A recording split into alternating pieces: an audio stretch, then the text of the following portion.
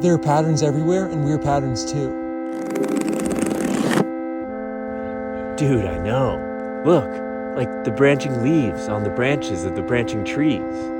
And rivers splitting like the veins branching through my arms that also have little branches.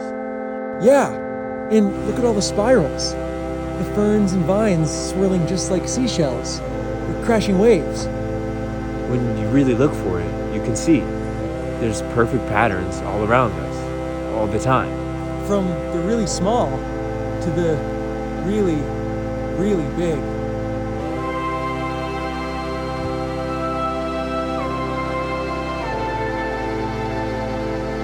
I guess it makes sense.